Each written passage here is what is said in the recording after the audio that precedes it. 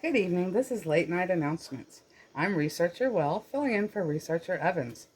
Tonight, we're out of the facility and on location near Yosemite National Park. We'll be camping out here for the next 2 months to search for and study anomalies and other strange stuff. The following information is intended for SCP Foundation employees only. Tonight, we will be covering SCP-157 Mimetic Predator. Object Class, Euclid.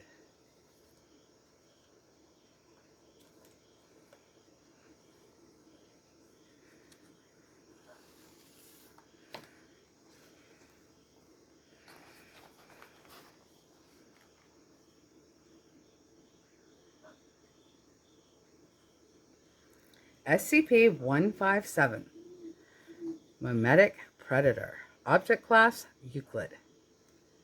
Special Containment Procedures. When not being used in an experiment, SCP-157 is to be stored in cryptobiotic form in a dry, airtight container. It is estimated that SCP-157 can survive in this condition for at least 10 years. Specimens needed for experimentation can be removed from storage and given water, then food, to restore them to a usable state. Personnel working with an active SCP-157 colony are cautioned not to eat, drink, change clothing, or apply any substance to their body in the presence of SCP-157. Foundation MTF agents are authorized to administer Class A amnestics to any survivors or witnesses of wild SCP-157 attacks.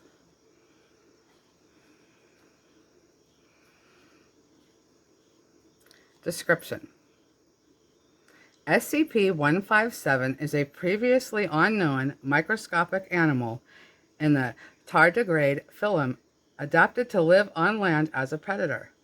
Like other tardigrades, SCP-157 is extremely resilient to environmental damage and can enter a cryptobiotic state when no food is present. SCP-157 normally exists as an amorphous mass composed of millions of individual organisms. In this form, it can slowly crawl and climb. SCP-157 colonies are predatory and can attack insects and small animals by engulfing them and then slowly dissolving their prey with digestive enzymes. Humans and other large prey are not normally attacked directly by SCP-157 colonies, as they are too large to engulf, and long-term contact is necessary for SCP-157 to successfully feed. The organism has developed an alternative method of achieving such contact.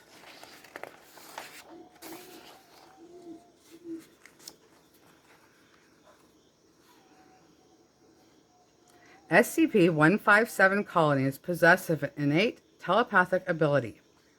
When in the presence of prey that is too large to directly attack, the SCP-157 colony will use telepathy to present the illusion of something its prey wants to eat, wear, or apply to its body.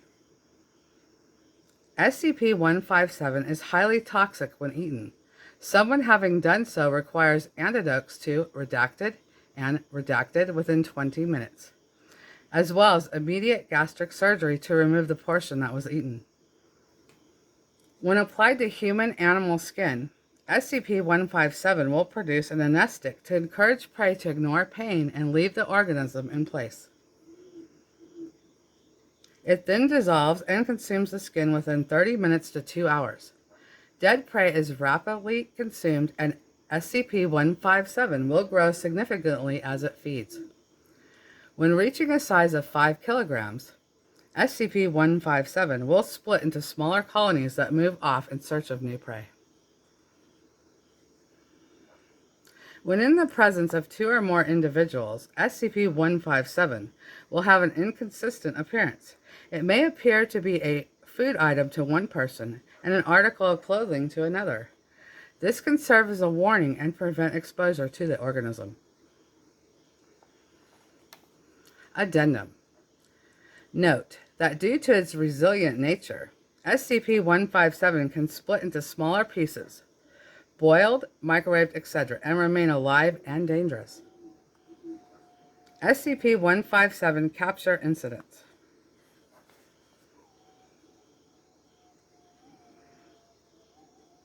Incident 157-01. Redacted. Found with extensive scalp damage after mistaking SCP-157 for a bottle of shampoo and applying to his hair. Victim was apparently immune to SCP-157 anesthetic and began screaming, attracting the attention of his wife, who had been eating a snack. It was the weirdest thing I've ever seen. He had a pastrami sandwich on his head, and it was eating him. Victim treated for chemical burns. SCP-157 captured alive. Victim and wife given Class A amnestics and released.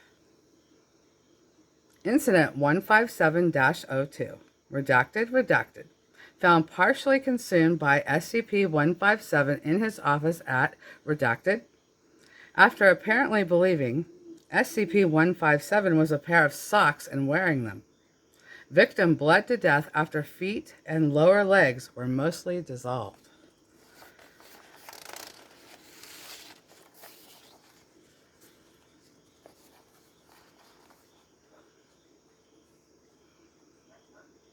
Incident 157-03. Standard monitoring of police reports revealing a missing persons case where the investigating officers observed a couch slowly attempting to crawl towards the door of the victim's apartment.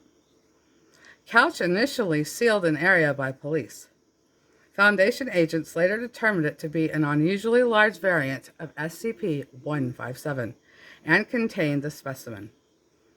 Amnestics administered. Although large enough to attack humans directly, this specimen prefers to use its telepathic ability to attract prey in the manner of smaller SCP-157 colonies.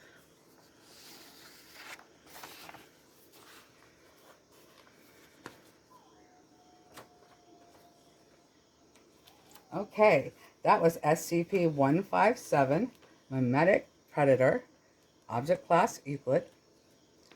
This has been Late Night Announcements. Thank you, Foundation employees. Stay safe and have a good night.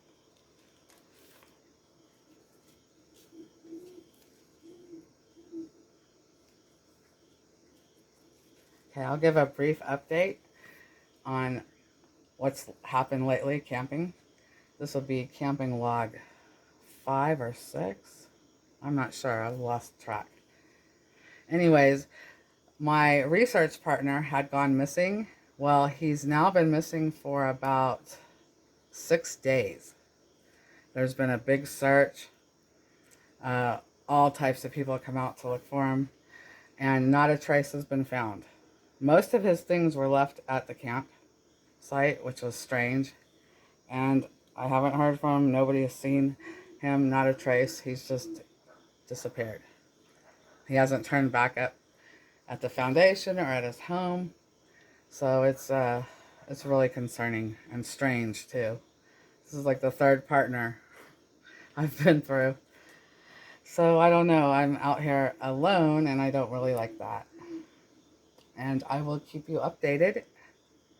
Hopefully, I will have a signal and can update some of this.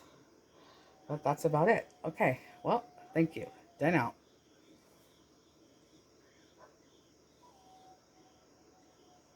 Those coyotes are off the hook tonight. Creepy.